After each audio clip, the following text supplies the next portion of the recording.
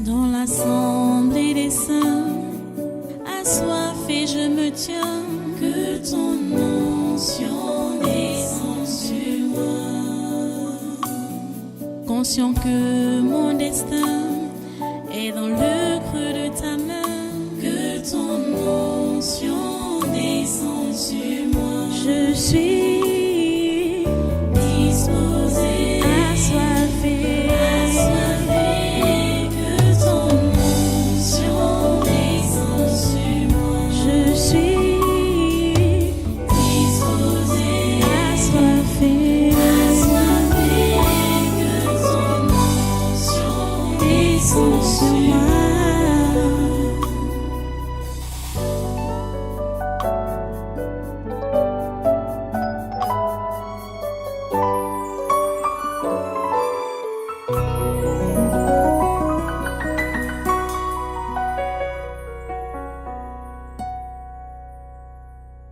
Alléluia, merci Jésus. Reste encore un peu debout, nous allons prendre la lecture pour le message de ce matin. Merci beaucoup d'avoir participé à cette prière que nous venons adresser à Dieu. Dieu n'est pas sourd, hein? Il écoute, il entend et il exauce. Alléluia, à lui toute la gloire. Ok, ce matin, prenez avec moi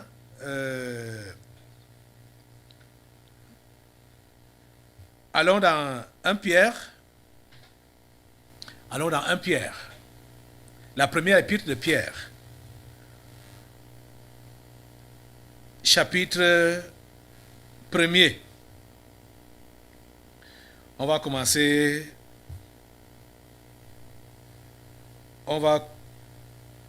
la lecture au verset 17. Commençons au verset 17. On va, à partir du verset 17, on va sauter aller au verset 22. Bon, allons-y. Si vous êtes déjà à la page, je vais lire. Vous lisez aussi. Chez vous là-bas, dans votre Bible. Ok. Je pense qu'il faut commencer même un peu plus haut. Alors, allons un peu plus haut. Verset 15. Mais puisque celui qui vous a appelé est saint. Celui qui vous a appelé est comment? Il est saint. Celui qui vous a appelé est saint. Vous aussi, soyez saints dans toute votre conduite. Puisque celui qui vous a appelé est saint, vous aussi soyez saints dans toute votre conduite.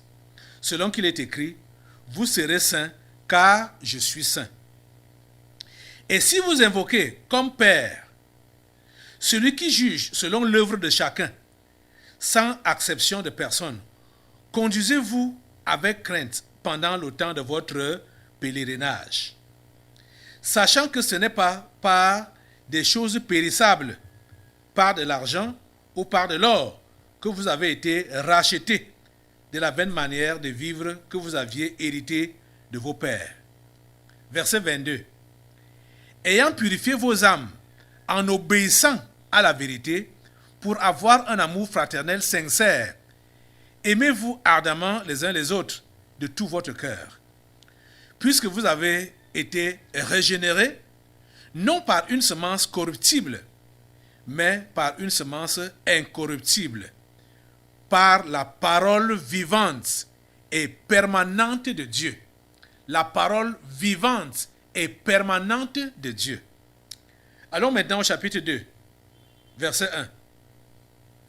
Rejetant donc toute malice et toute souillure, la dissimulation, l'envie et toute médisance, désirez comme des enfants nouveau-nés le lait spirituel et pur, afin que par lui vous croissiez pour le salut. Si vous avez goûté que le Seigneur est bon, approchez-vous de lui, pierre vivante, rejetée par les hommes, mais choisie et précieuse devant Dieu. Et vous-même, comme des pierres vivantes, édifiez-vous pour former une maison spirituelle, un saint sacerdoce, afin d'offrir des victimes spirituelles agréables à Dieu par Jésus-Christ. Alléluia. Prions le Seigneur. Notre Dieu, nous te remercions pour ta parole de ce matin. Nous te remercions pour ta parole de ce programme. Et nous te demandons, Seigneur, que ces effets soient permanents dans nos vies. Les effets de ta parole, de ce moment, de cet instant, de ce programme, que ces effets soient permanents dans nos vies. Oh Dieu, s'il te plaît. Tous les esprits endormis, tous les esprits en voyage, tous les esprits tenus dans l'esclavage, sous les grottes ou dans des cages, Seigneur, je prie que tu puisses les ramener dans ces carcasses, dans ces corps qui sont devant moi, ou quel que soit ce qu'ils utilisent, le support qu'ils utilisent pour être connectés à moi, je prie que tu ramènes leur esprit, afin que leur esprit puisse comprendre ce que tu es en train d'instruire. Oh Dieu, afin qu'il y ait un impact permanent dans leur vie. Seigneur, nous te supplions d'intervenir. Je te supplie d'intervenir. Je te supplie, Seigneur, pour un réveil dans ta maison, dans la vie de tes enfants. Je te prie, Seigneur, pour une résurrection. Plusieurs qui sont morts, qui reviennent à la vie, ou plusieurs qui sont malades spirituellement, anémiés, mal nourris. Je prie, Seigneur, que tu puisses leur redonner la vie.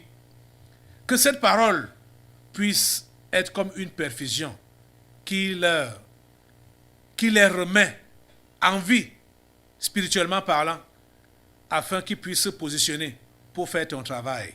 En ce temps-ci, ce temps de la fin. Oh Dieu, s'il te plaît, agis. Oh Dieu, s'il te plaît, agis. Au nom puissant de Jésus, que ton esprit souffle des 4 vents, au nord, au sud, à l'est et à l'ouest, que ton esprit souffle pour ramener leurs esprits en eux maintenant, au nom de Jésus. Esprit de Dieu, souffle. Esprit de Dieu, souffle et fais revivre ces hommes et ces femmes. Fais-les revivre. Fais-les revivre au nom puissant de Jésus. Merci Père Saint, parce que tu le fais. Au nom puissant de Jésus, nous avons prié. Amen. Amen. Alléluia. Voilà, prenez place. Asseyez-vous dans sa sainte présence. Et soyez les bienvenus à ce programme. Une fois de plus. Nous bénissons Dieu parce que sa main est sur nous. Et sa main est sur ce pays. Sa main est sur ce monde. Ce que Dieu a prévu faire en ces temps de la fin, il va le faire. Mais il cherche seulement des gens disponibles. Au temps d'Ésaïe, il a posé la question, qui enverrai-je et qui ira pour nous? Heureusement, Ésaïe avait compris l'appel. Il a dit, me voici, envoie-moi. Moi, je partirai. Je m'en vais. Dieu est en train de lancer également le même appel en ce temps-ci. Qui enverrai-je? Et vous voyez que devant nous, les dangers sont là. Jésus-Christ nous a... Et c'est ça que nous sommes en train de voir. Jésus nous a prévenus et il nous prévient. Les dangers sont là. Mais Dieu nous envoie. Il dit, qui enverrai-je? Es-tu prêt à répondre malgré les dangers qui sont devant toi? Malgré l'opposition qui est devant toi? Malgré le diable et ses agents qui sont devant toi? Es-tu prêt de répondre à l'appel de Dieu? S'il te plaît, l'égoïsme qui t'a souvent animé là, tu dois te débarrasser de cela. L'intérêt personnel qui t'a souvent animé là, tu dois te débarrasser de cela. Le fait de vouloir sauver ta tête. Jésus a dit que quand tu veux sauver ta tête là, c'est là que tu vas la perdre. Tu vas penser, tu penseras avoir sauvé ta tête ici là. Quand on parle de la mort, ce n'est pas la cessation de cette vie charnelle. C'est la souffrance en enfer pour l'éternité. C'est ça qui est la mort. C'est la vraie mort là-bas, dans l'enfer. La cessation de la vie sur cette terre, ce n'est pas encore la mort. Et la Bible a pris soin de préciser qu'il y a une première mort et une seconde mort. Donc, la première mort, c'est la cessation de la vie sur cette terre. Tout le monde va passer par là. Bon, en dehors peut-être de ceux-là qui seront là lors de l'avènement du Seigneur Jésus, qui vont être enlevés et transformés dans les airs. Mais avant son avènement, tout le monde doit passer par la première mort, qui est donc la cessation de la vie sur cette terre. Mais ce n'est pas encore la fin. La seconde mort, c'est elle qu'il faut redouter. C'est elle qu'il faut craindre. C'est elle qui est grave alors. Parce que c'est la séparation éternelle d'avec Dieu et la souffrance éternelle en enfer. Ne passe pas par là. Tu veux sauver ta tête sur cette terre pour te noyer éternellement en enfer? Non, ça ne sera pas bien, ça ne sera pas un bon choix. Tu comprends? Donc c'est pourquoi tu dois répondre à l'appel de Dieu. Malgré tout ce qui est devant toi comme menace, malgré tout ce qui est devant nous comme menace, nous devons tenir ferme. Nous devons répondre à l'appel de Dieu et nous devons aller annoncer sa bonne nouvelle. Et vous savez que le message est devenu simple depuis 2 ans aujourd'hui. J'appartiens à Jésus. Je n'adhère pas au satanisme universel. J'appartiens à Jésus. C'est tout le message. J'appartiens à Jésus. Vous savez, ceux qui sont du diable, quand vous faites cette prononciation-là, que j'appartiens à Jésus, ça les met dans tous les états. Ça les met dans tous... Ils vont dire, donc nous sommes du diable, donc pour se dévoiler alors, si vous appartenez aussi à Jésus, pourquoi vous vous mettez en colère? Pourquoi vous allez vous mettre en colère? Hein? Et pourquoi vous allez maltraiter ceux-là qui ont dit qu'ils appartiennent à Jésus? Si vous appartenez à Jésus, vous voyez, dès que vous vous prononcez, j'appartiens à Jésus, je n'adhère pas au satanisme universel, vous avez les lions, les buffles, machin, les serpents qui sifflent devant vous. Mais ça ne doit pas vous effrayer. C'est le message qu'il faut annoncer. Votre appartenance à Jésus, ceux qui sont de lui, ils vont comprendre et ils vont vous suivre. Ils vont aussi dire, ok, moi aussi, je vais appartenir à ce Jésus-là. Parce que celui qui n'appartient pas à Jésus et qui est l'élu de Dieu, qui est prévu pour le salut, lui ne va pas réagir comme les autres là, qui vont te dire, donc nous on est de Satan, hein, nous on est de Satan, et ils vont commencer à te maltraiter. Non. Celui qui est l'élu de Dieu ne va pas faire comme ça. Il ne va pas faire comme ça. Il aura une réaction différente. Mais bon, tu vas me dire que depuis que tu as commencé à faire cette prononciation-là, tu as seulement reçu des attaques, tu as seulement reçu des menaces. C'est vrai que ceux qui sont du diable sont majoritaires. Les élus sont minoritaires. Lisez la Bible, c'est ça que Jésus dit. Jésus a parlé. Hein?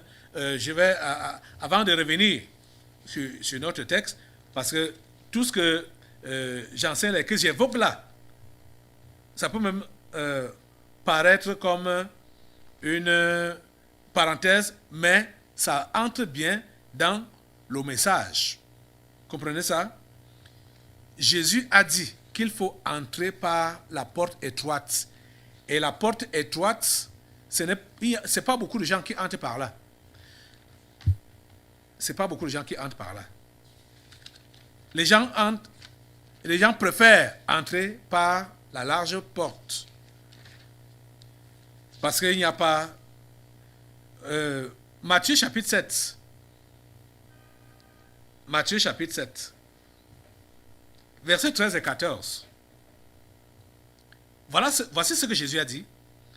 Entrez par la porte étroite, car large est la porte, spacieux est le chemin qui mène à la perdition. Et il y en a beaucoup qui entrent par là. Vous comprenez? Beaucoup entrent par la large porte. Spacieux le chemin qui mène à la perdition. Beaucoup entrent par là. Verset 14. Mais étroite est la porte, resserrez le chemin qui mène à la vie, et il y en a peu qui les trouvent. Il y en a peu qui les trouvent. Donc tu ne dois pas être gêné, dérangé. quand tu vas te prononcer pour Jésus et devant toi tu as la majorité s'oppose à toi. Ça ne doit pas te gêner, ça ne doit pas te déranger pour dire, et voilà, tous ceux à qui je dis que j'appartiens à Jésus, ils s'opposent à moi et ils m'insultent, ils m'injurient, ils me sanctionnent, ils me maltraitent parce que quand tu déclares ton appartenance à Jésus, tu es un subalterne dans un service, ton chef hiérarchique va te sanctionner. Il y a beaucoup qui sont sanctionnés comme ça dans cette église. Les fonctionnaires et autres sont sanctionnés à cause de leur appartenance à Jésus. Mais écoutez, je repars dans notre texte de ce matin. L'apôtre Pierre appelle et rappelle ceci, à partir du verset 15 qu'on a lu là, où il dit, mais puisque celui qui vous a appelé est saint, vous aussi soyez saints dans toute votre conduite. Vous comprenez? Celui qui vous a appelé est comment? Il est saint. Il est pur. Il est séparé de la saleté, séparé du péché, séparé du monde, séparé du diable, séparé de tout ce qui est souillé. Celui qui vous a appelé est saint. Soyez saints dans toute votre conduite. Selon qu'il est écrit, vous serez saints car je suis saint. Et rappelez-vous, Jean chapitre 15, verset 3 a dit, déjà vous êtes purs, vous êtes saints, vous êtes purs à cause de la parole que je vous ai annoncée. Qu'est-ce qui sanctifie? Qu'est-ce qui purifie? C'est la parole. Vous avez compris? C'est la parole. Donc, celui qui a été appelé par Dieu, ou qui a été appelé par Jésus, est un personnage à part. Est une personne à part. Il est comme celui qui l'a appelé, Dieu. Et il doit se maintenir dans cette mise à part-là, dans cette sanctification-là, dans cette purification-là. Et pour se maintenir dans cette purification, cette sanctification, il faut qu'il soit constamment dans la parole. Il faut qu'il soit constamment dans la parole. C'est la parole qui purifie, c'est elle qui sanctifie, c'est elle qui met à part. Vous comprenez ça? Alléluia. Il continue en disant, je pars au verset 17 maintenant, de 1 Pierre 1. Et si vous invoquez comme Père celui qui juge selon l'œuvre de chacun, sans acception de personne, conduisez-vous avec crainte pendant le temps de votre pèlerinage. Conduisez-vous avec crainte pendant le temps de votre pèlerinage, sachant que ce n'est pas par des choses périssables, par de l'argent ou de l'or, que vous avez été rachetés de la vaine manière de vivre que vous aviez hérité de vos pères. La vaine manière de vivre, c'est un mauvais héritage qu'on a reçu des pères fondateurs. Le péché, les mauvaises habitudes et tout ça là. Mais nous avons été rachetés de cela quand nous avons reçu la parole de la vérité, la parole de la pureté, la parole de la sanctification. Elle nous a donc régénérés. Elle nous a transformés. Allons, continuons. Verset 22. Ayant purifié vos âmes en obéissant à la vérité pour avoir un amour fraternel sincère. Oh mon Dieu. Vous voyez donc, ceux d'entre vous qui dites que vous êtes chrétiens et vous manquez de l'amour fraternel sincère, vous manquez de l'amour vis-à-vis de vos frères et sœurs en Christ, c'est parce que vous êtes dans la désobéissance. Vous êtes dans la désobéissance. Vous n'obéissez pas à la parole. Parce que, écoutez, le verset 22 dit, ayant purifié vos âmes en obéissant. Vos âmes sont purifiées par l'obéissance à la vérité. Et c'est par cette obéissance, à cause de cette obéissance et cette purification de vos âmes, que vous pouvez avoir un amour fraternel sincère. Vous comprenez ça? Si vous n'obéissez pas à la parole, vous ne pouvez pas avoir un amour fraternel sincère. Quand on parle même déjà de l'amour, l'amour c'est Dieu. Dieu est amour. Tu ne peux pas avoir de l'amour sans sa parole. Donc, c'est le fait de consommer sa parole et de l'appliquer au quotidien, à chaque instant. C'est ça qui te permet de développer sa nature en toi. Et la nature caractérisante de Dieu, c'est l'amour. Parce que la Bible nous dit que Dieu est amour. Voilà sa nature. Voilà sa nature. Voilà comment il se définit. Si tu n'as pas de l'amour, si tu n'as pas de compassion pour ton frère, ou même pour les païens, les perdus, que tu es concentré rien que sur toi, tu ne cherches que tes intérêts personnels, dans les affaires, même avec tes frères, tu es prêt à frapper, comme on parle ici au Cameroun. Tu es prêt à frapper ton frère. Même si tu fais les affaires avec le païen, ce n'est pas le païen que tu dois frapper. La frappe, c'est un péché. Vous comprenez? Tu ne peux pas avoir l'amour fraternel, l'amour de Dieu dans ton cœur et frapper les autres. C'est-à-dire, duper les autres. Tu ne peux pas le faire. Tromper les autres. Tu ne peux pas le faire dans les affaires. Vous comprenez? Donc, quand vous voyez ces gens qui sont indifférents de la situation du monde, ils disent qu'ils sont chrétiens, mais ils sont indifférents. Que les païens meurent dans leur péché, bon, ce n'est pas leur problème. Que les frères, les sœurs en Christ s'égarent, retournent dans le monde, ce n'est pas leur problème. Bon, ils sont insensibles, ça ne leur dit rien. Ça veut dire qu'ils n'ont pas de l'amour fraternel. Et on comprend juste que c'est des gens qui ne sont pas obéissants. Ils ont donc souillé leur âme. Leur âme n'est pas purifiée. Parce que notre âme est purifiée par la parole. Vous comprenez? Notre âme est purifiée par la parole. Et c'est ça cette parole qui met en nous la nature de Dieu. Qui nous transforme en son image. Déjà, vous êtes purs à cause de la parole que je vous ai annoncée. Et il ne s'arrête pas là. Il dit, demeurez en moi. C'est-à-dire, demeurez dans cette parole. Demeurez en moi et je demeurerai en vous. Et comme le sarment ne peut de lui-même porter du fruit s'il ne demeure attaché au cep, ainsi, vous ne le pouvez non plus si vous ne demeurez en moi. Vous voyez? Nous devons demeurer dans la parole. Nous devons demeurer en Jésus. Et c'est là que nous allons porter du fruit. C'est là que nous serons utiles à Dieu, utiles pour son œuvre, ayant purifié vos âmes en obéissant à la vérité pour avoir un amour fraternel sincère. Aimez-vous ardemment les uns les autres de tout votre cœur. De tout votre cœur. Puisque vous avez été régénérés, non par une semence corruptible, mais par une semence incorruptible, par la parole vivante et permanente de Dieu. Qu'est-ce qui vous a régénéré? C'est la parole vivante et permanente. La parole vivante et permanente. La parole de Dieu est vivante et permanente. Elle est vivante et permanente. Elle est constamment là. Et vous l'avez à votre disposition. Oh mon Dieu. Toutes les fois que vous entrez en ce lieu, le tabernacle de la liberté, ou que vous ouvrez cette chaîne,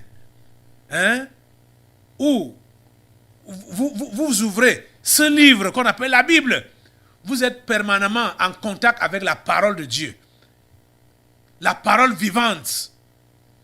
La parole vivante. Cette parole qui donne la vie. Vous pouvez donc comprendre que tous ceux-là qui sont morts spirituellement, parce que quand tu es les esprits mauvais là, maléfiques, reviennent en toi, tu n'as plus la vie normale d'un chrétien, d'un enfant de Dieu. Ou quand tu te laisses dominer par des maladies vulgaires, ce qui ne devrait pas t'arriver normalement, parce qu'auparavant, Quand tu as cru, tu as été guéri de ça. Quand tu as cru, tu as été délivré de ces démons qui t'habitaient. Mais quand ça revient, ça veut dire quoi? Tu n'as pas persévéré dans la parole. Tu n'as pas continué à consommer la parole. La parole de Dieu est permanente. Elle est vivante. Tu n'as pas continué à obéir à cette parole. C'est pour cela que ton salut, ta foi s'est arrêtée et ta guérison s'est arrêtée, ta délivrance s'est arrêtée. Mais si tu continues dans la parole, tu verras que ta foi va augmenter, ta délivrance sera permanente, ta guérison sera permanente. C'est ça qu'on est en train de voir. Qu'est-ce qui guérit? Qui est-ce qui guérit?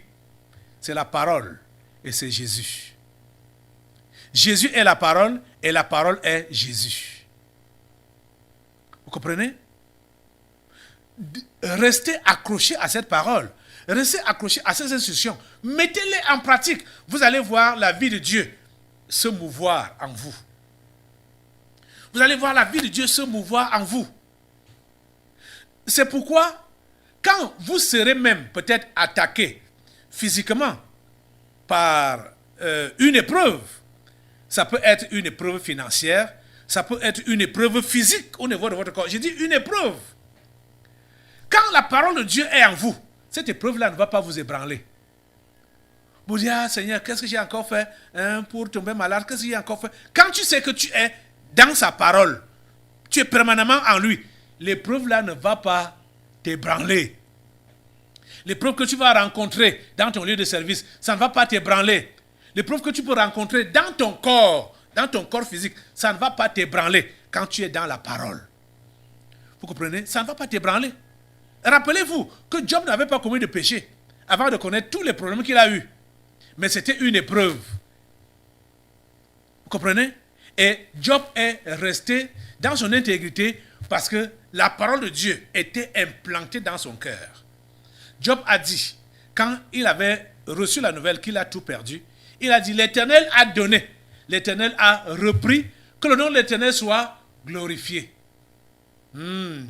Voilà quelqu'un en qui habite la parole. Cette personne n'est pas ébranlée, quand bien même il va recevoir les mauvaises nouvelles, ou quand bien même il recevra les attaques dans son lieu de service, dans sa famille, ou dans son corps physique. Il ne va pas être ébranlé. Vous comprenez ça? Il ne sera pas ébranlé. Vous avez besoin de la parole. Vous avez besoin de la consommer. Et d'ailleurs, c'est ça que l'apôtre Pierre continue à dire. Au chapitre 2 de 1 Pierre, que nous lisons maintenant, rejetant donc toute malice et toute souillure et toute ruse, la dissimulation, l'envie et toute médisance. Dans l'assemblée des saints, assoiffé je me tiens, que ton onction descende sur moi.